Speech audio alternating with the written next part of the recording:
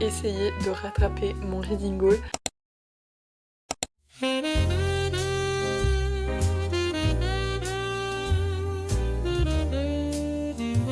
Bienvenue dans cette nouvelle vidéo, je vais essayer de rattraper mon reading goal. Donc je me mets chaque année un reading goal, même si en soi la lecture n'est pas une compétition, ça sert à rien de se mettre la pression. Est-ce que je me mets la pression? Oui. Mais du coup j'ai mis 52 livres parce que ça fait un livre par semaine, ce qui est largement atteignable. Sauf que, devinez qui est en retard sur son reading goal, moi. J'ai un livre de retard, donc ce n'est pas dramatique. Mais de base, j'aime bien avoir genre... Je suis essoufflée, je sais pas pourquoi. J'aime bien de base avoir 2 livres d'avance, 3 livres d'avance, enfin... On prend. Du coup, j'aimerais rattraper ceci. J'ai terminé mon livre ce matin, qui était mon 3e livre du mois, qui est mon dernier du mois, accessoirement, puisqu'on est le dernier jour du mois, qui est The Wedding People de Alice S. Patch. J'en ai parlé dans ma dernière vidéo, et est-ce que j'ai pris 3 semaines à le lire? Absolument. C'est juste que j'ai commencé mon stage, et c'est vrai que c'est extrêmement dur de lire quand je suis en stage, parce que je fais 7h, 16h, et en général après, en fait dans le train, je prends le train à genre 5h30, je pars de chez moi à 5h30, je n'ai pas envie de lire, j'ai envie de dormir. C'est pas une heure que son cerveau se réveille. Mais du coup je vais peut-être essayer de lire un peu plus cette semaine dans le train. Mais en fait chaque semaine je me dis ça et au final genre j'arrive pas, c'est tellement dur. Mais ouais. Et après le soir en soi je vais au sport. Et après je fais rien parce que je suis tellement fatiguée. Et ça recommence chaque jour. Ça s'appelle la vie. Mais bon bref, ce n'est pas le sujet, je suis pas là pour me plaindre. Mais ce qui fait que j'ai commencé ce livre assez tôt dans le mois. Attendez, je sors Fable. J'aime bien l'application Fable parce que justement on peut dire chaque jour si on a lu ou pas. Et ça te met un peu un wrap-up du mois. Du coup ça met un peu ce que t'as lu. Donc j'ai beaucoup lu au début et après en fait ça se voit que j'ai lu que le week-end. Mais bref, même si je l'ai lu du coup en 3 semaines, c'était un livre que j'ai extrêmement apprécié. Et même si du coup je passais plusieurs jours à ne pas le lire, dès que je le reprenais j'étais tout de suite à fond dans le livre. Du coup ici on va suivre Phoebe qui arrive dans un grand hôtel et qui a l'intention de se donner la mort parce que elle a un point dans sa vie où elle en peut plus, etc. Et elle va faire la rencontre de Lila qui est là pour son mariage et elle va dire en mode mais en fait Lila elle est en mode mais qu'est-ce que tu fous là? Genre c'est mon mariage, je te connais pas, qu'est-ce que tu fous là? Et elle est là ah oui je suis venue ici pour me donner la mort. Et elle se rencontre comme ça dans l'ascenseur et au final Phoebe va s'impliquer un peu dans ce mariage et c'était très fun, c'était extrêmement bien écrit, très bien construit, les personnages sont extrêmement attachants et ils sont tellement humains et c'était juste des gens qui vivaient, je sais pas comment dire, genre juste j'ai l'impression que c'était comme une ode à la vie et se reconstruire, renaître et être bizarre et accepter ses défauts, accepter... Je sais pas, j'ai trouvé ça très bien et j'ai beaucoup aimé le fait qu'il parle du confinement dans le livre. Ça fait 2 livres que je lis où il y a le confinement. C'était dans numéro 2 de David Fuenquinos, il parlait du confinement. Lui aussi il parlait du confinement, du coup en vrai je trouve ça trop bien. Et voilà, c'était extrêmement cool, j'ai mis 4 étoiles sur 5. Et ensuite j'ai eu un gros débat qui m'a pris à peu près tout l'après-midi. Non, ouais, quand même tout l'après-midi parce que après j'étais là en mode ah je veux trop lire un truc mais je ne sais pas quoi lire. Et du coup j'avais plusieurs options. Bref, j'ai la flemme de vous les présenter parce que j'ai eu ce débat et après je sens que je vais changer d'envie de lecture. Mais j'ai opté pour Son odeur après la pluie de Cédric Sapin-Defour, qui est un livre qui raconte l'histoire d'amour, de vie et de mort entre un homme et son bouvier bernois. Donc j'ai trop hâte de lire ce livre, mais justement en fait j'avais trop peur de le lire parce qu'il a l'air tellement triste. Mais voilà, j'ai lu une page et j'ai un peu de la peine avec l'écriture. Après voilà, j'ai lu une page, donc on va se calmer Marine. Il est pas très long, donc mon but c'est de le finir assez rapidement pour pouvoir enchaîner sur un autre livre. Je ne sais pas si je vais réussir, mais en tout cas j'ai hâte de lire ce livre. Voilà.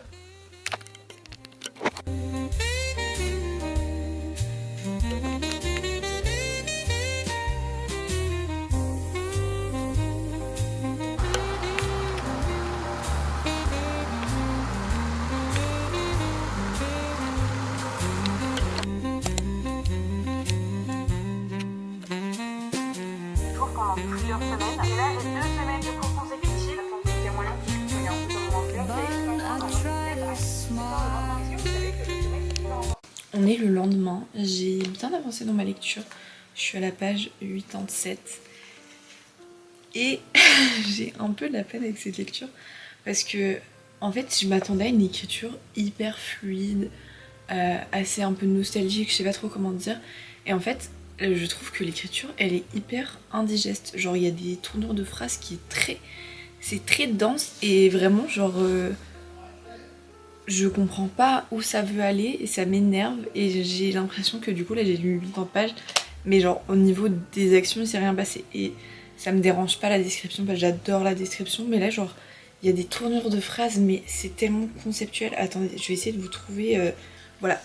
Par exemple là il y a une phrase où justement le chien vient d'être adopté et du coup il veut genre prendre sa gamelle, enfin genre bref. Uba qui gagne sa gamelle, stabilise ses 4 petites pattes, remue sa queue de lézard et termine sa pitance en quelques minutes. Cette phrase ça va, la suivante. Victoire et confirmation que la quiétude et l'illusion d'infini sont plus fécondes que l'empressement. Je comprends le sens de la phrase mais je sais pas s'il y avait besoin d'une telle... Ouais, je sais pas. J'ai un peu de la peine avec cette écriture, je ne pensais pas, mais écoutez, je vais tout de même continuer ma lecture. Et en vrai, en vrai, vraiment premier degré, ça m'énerve trop d'être en retard sur mon reading goal, alors qu'on s'en fout. Mais voilà, ça me tend, donc je vais essayer de lire là. Et de toute façon, je dois partir dans 1 heure de chez moi, donc voilà. 1 heure de lecture, c'est parti.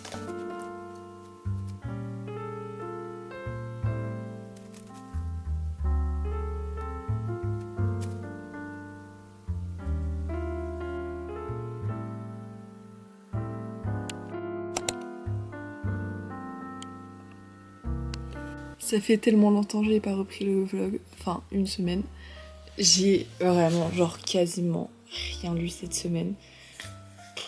Ça me saoule trop. Mais en même temps en fait je n'ai vraiment pas le temps de lire et j'en peux plus, je suis fatiguée. Mais voilà, j'aimerais quand même... Là, objectif, on est samedi, j'ai rien à faire, je vais lire. Parce que bon, ça y est, je sais pas... Enfin, j'ai rien à faire donc je vais profiter. Il me reste genre 110 pages. C'est pas facile, hein. Il me reste 110 pages, j'ai toujours autant de... En fait, je me souviens même plus si j'avais fait un update ou pas, mais en gros, j'aime pas trop ma lecture. Je trouve que le livre est beaucoup trop conceptuel et que les phrases n'ont aucun sens. C'est genre je lis et j'ai l'impression qu'il se passe rien. Et à la fois, il y a une pointe de ah, en fait, c'est intéressant et ok, c'est beau et waouh, mais je sais pas. Ah, je ne sais pas. Bref, je vais lire et on verra.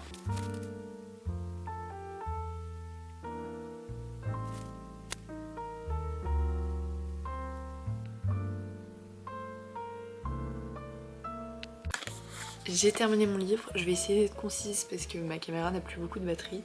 Mais en fait mon avis n'a pas changé. J'ai été quand même déçue par ma lecture parce que je m'attendais à un truc assez léger, assez touchant, vraiment très un peu mélancolique, etc. Et ce livre était mélancolique. Mais en fait ça m'a pas touchée, ça m'a pas transcendée, ça m'a pas... Ouais, enfin ça m'a absolument pas émue. Enfin je suis hyper déçue. Et je pense, c'est comme j'ai dit, c'est que il y avait des sortes de métaphores, etc. qui étaient vraiment tirées par les cheveux, qui faisaient que je me perdais vraiment dans la narration. Et que c'est très conceptuel. Et de base, j'aime beaucoup ce genre de lecture, mais je pense que j'aurais bien voulu savoir que c'était une lecture un peu comme ça.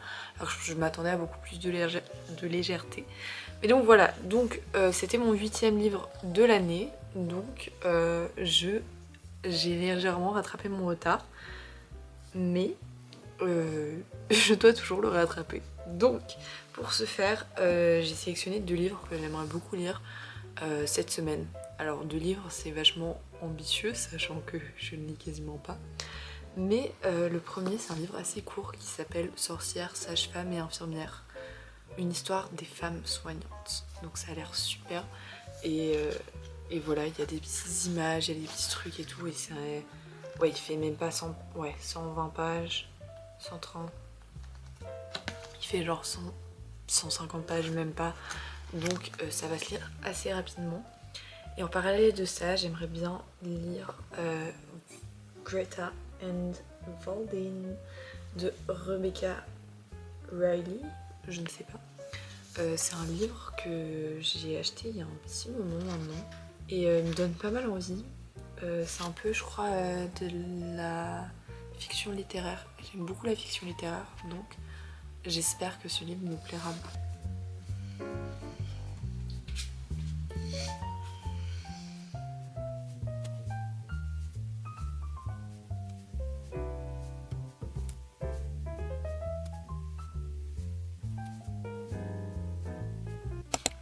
Oh mon dieu, je suis tellement blanche comme d'habitude que je fais ce plan, on dirait que je suis dans le mur. Mais figurez-vous qu'on est samedi, encore une fois je filme que le week-end parce que I'm a busy woman. Mais j'ai lu dans le train cette semaine. Bravo à moi. Est-ce que j'ai lu beaucoup? Non, j'ai lu genre 15 pages à peu près chaque matin. À part genre les matins ou genre la fin de la semaine, j'ai pas trop lu parce que j'étais un peu aigrie, c'était la fin de la semaine et tout, donc j'ai pas trop lu.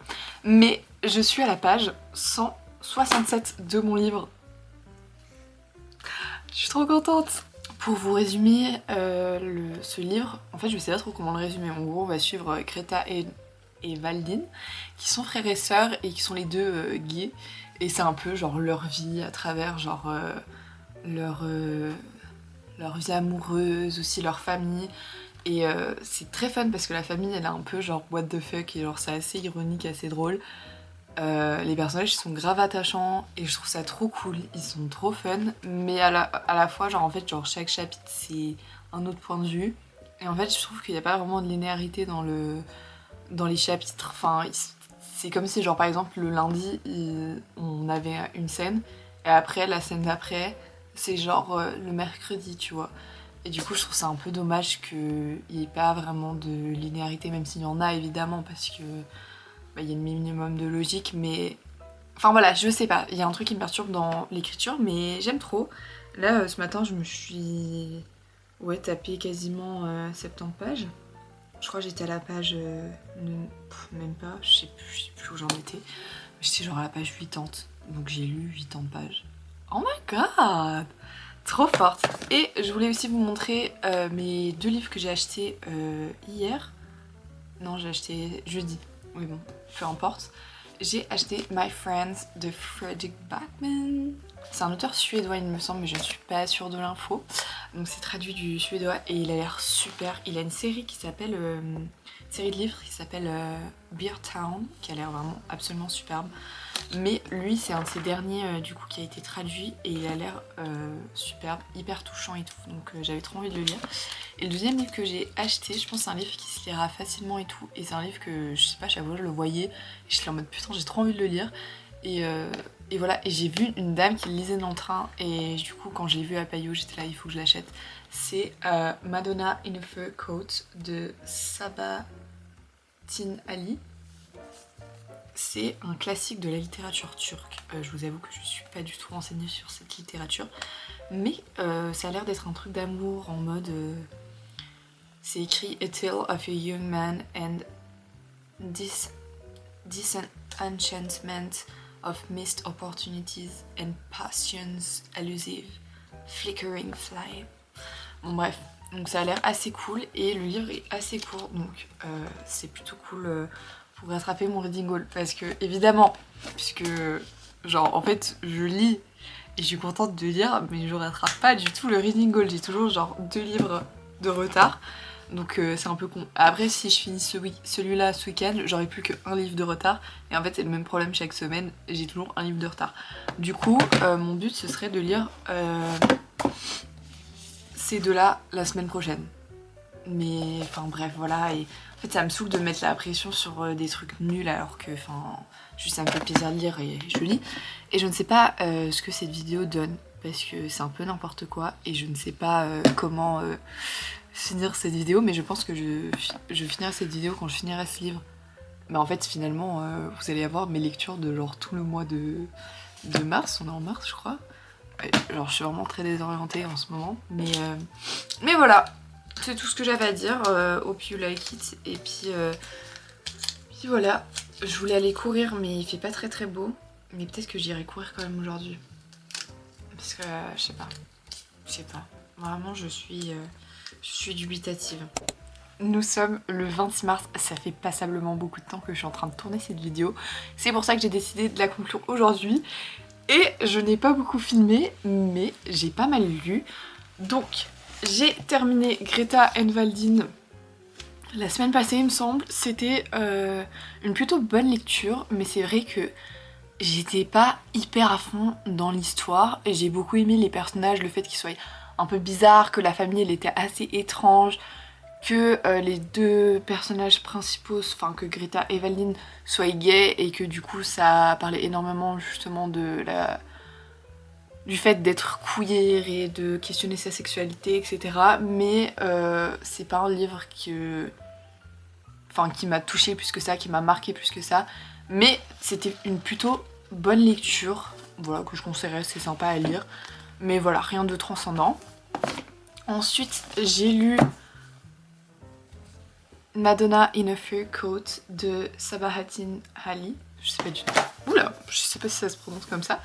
Mais c'était une superbe lecture aussi. Ici, on va sur... En fait, je pense que c'est plus intéressant de se lancer dans ce livre à l'aveugle. Moi, je savais juste que c'était une histoire d'amour un peu impossible. Enfin, ils s'aiment, mais ils peuvent pas être ensemble. Et c'est à peu près ça. Après, j'ai trouvé cette lecture qui était assez touchante et qui décrit assez bien en fait la complexité de l'humain et des sentiments, et que un peu il y avait cette...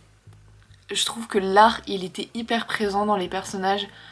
Je sais pas comment expliquer ça, mais le fait que les personnages ils soient sensibles à la nature, à ce qui les entourait, à la beauté, et il y avait ce truc où c'était très poétique justement, les deux personnages étaient assez poétiques et presque ils avaient un peu un rôle de philosophe je trouve sur la vie. Bref, je trouvais que c'était un livre très intéressant, assez touchant, je pense que je le lirai certainement parce que en fait je l'ai lu surtout dans le train par intermittence, et du coup le fait de l'avoir lu de manière saccadée, en fait ça a un peu cassé la narration, sachant que c'est un livre où il n'y a pas de chapitre, donc en fait c'est tout est assez longitudinal, donc tout se passe à la suite, et du coup le fait de s'arrêter au milieu des actions, je trouve que ça coupe grave la narration, mais bon c'est de ma faute et je pense que j'aurais beaucoup plus apprécié ce livre. J'ai mis 4 sur 5. Et ensuite, j'ai lu aujourd'hui même Les Loyautés de Delphine de Vigan, qui est un livre que mon tonton m'a prêté, parce qu'il m'avait offert Rien de s'opposer à la nuit de Delphine de Vigan à Noël, et il m'a dit qu'il avait lu celui-là, et bref, pour l'anniversaire de ma cousine et tout, il m'a dit ah vas-y je te le passe et tout, et honnêtement, je me suis dit bon vas-y, je vais le lire, parce que comme ça, on se voit pour Pâques la semaine prochaine, donc comme ça je lui rends pour Pâques. Et du coup, je me suis dit c'est un livre pour et tout, ça va être trop bien. Et j'ai absolument, mais absolument adoré ma lecture. J'ai envie de vous lire le résumé parce que je pense que le résumé décrit assez bien ce livre. Théo, enfant du divorce, entraîne son ami Mathis sur des terrains dangereux. Hélène, professeure de collège à l'enfance violentée, s'inquiète pour Théo. Serait-il en danger dans sa famille? Quant à Cécile, la mère de Mathis, elle voit son équilibre familial vaciller au moment où elle aurait besoin de soutien pour protéger son fils. Les loyautés sont autant de liens invisibles qui relient et enchaînent ces 4 personnages. Donc en fait, comme vous l'aurez compris, il y a un peu cette alternance entre ces 4 points de vue, et j'ai trouvé ça absolument superbe parce que des fois, en fait, autant t'as des romans où il y a une alternance entre les points de vue, mais ça casse de ouf la narration, et là je trouve qu'il y avait toujours un peu un centre autour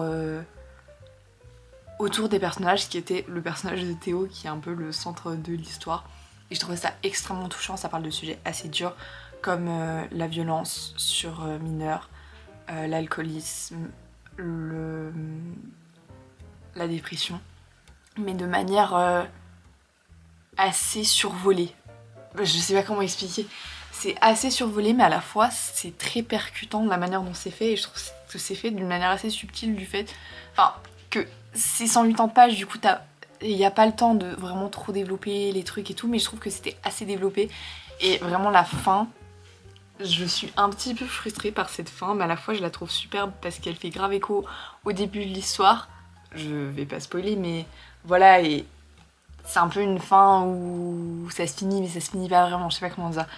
Mais j'ai mis 5 étoiles, et en plus c'était trop bien parce que genre la dernière scène, il neigeait, et là il neigeait dehors, et du coup j'avais vraiment l'impression d'être dans le livre encore plus.